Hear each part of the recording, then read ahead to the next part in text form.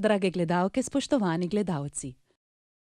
Danes se bomo z Edinom Durakovićem, specialistom zakonske in družinske terapije, pogovarjali o mobingu oziroma trpinčenju na delovnem mestu. Kaj je pravzaprav mobing? Ne gre za neko nevarnost v medčloveških odnosih, v nekem delovnem okolju. Tu imamo celo serijo enih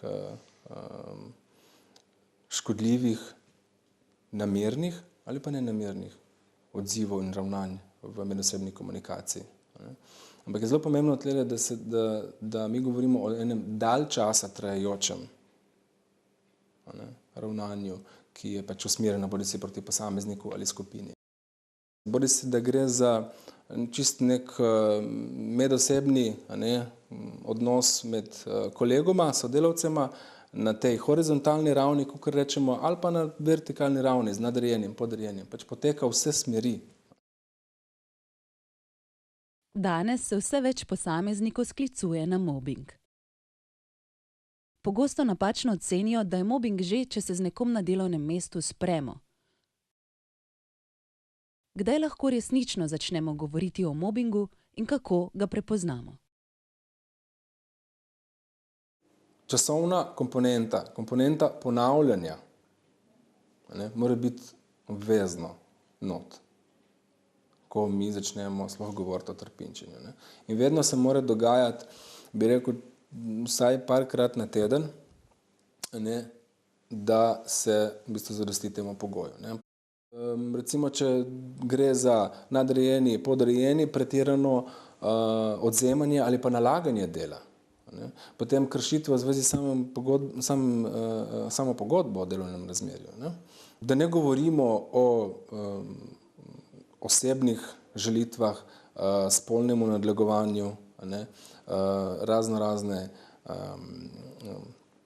pripombe, vezane na telo, na oblačenje, na, ne vem, skratka, v tem smislu, ali pa določene opolzkosti, nesramnosti te vrste. Pa vse do, seveda,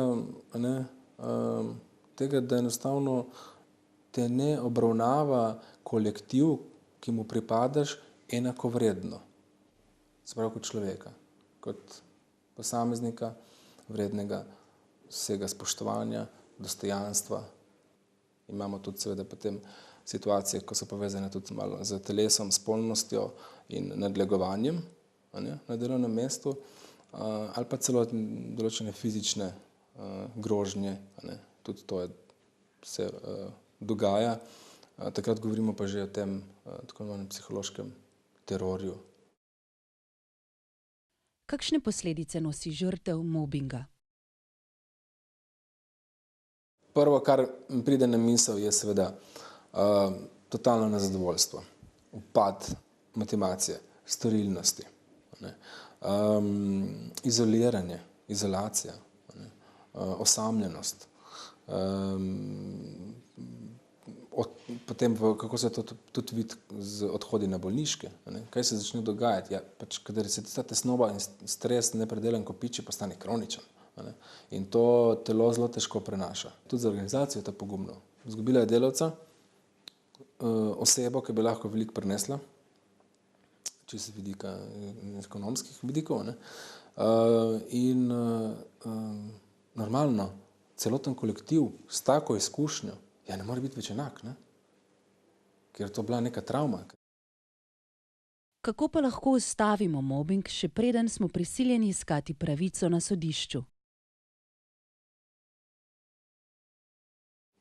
Kot posameznik, s katerimi tudi sam delam, žrtvami, je največji izziv poskrbeti zase na varen način. To pomeni, da znaš reči ne,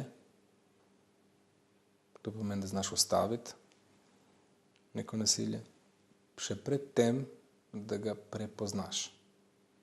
Da začutiš in da verjameš v eni določeni situaciji na delu, da ni več varno. Ko čutimo, da se dogaja v kolektivu neko nepristno odzivanje, izmikanje, laganje, obrekovanje, da nekdo začne kar pretirano, ne vem, zamujati. Moramo začeti govoriti o tem. Na nek varen način, v smislu, ok, si bomo za to vzeli čas, se o tem pogovorili.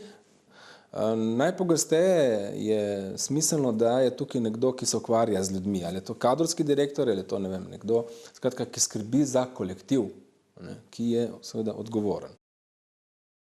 Drage gledalke, spoštovani gledalci, to bi bilo o mobingu vse.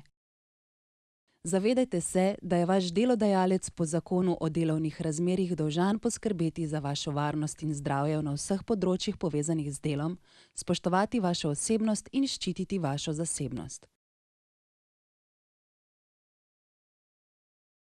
Se vidimo prihodnjič.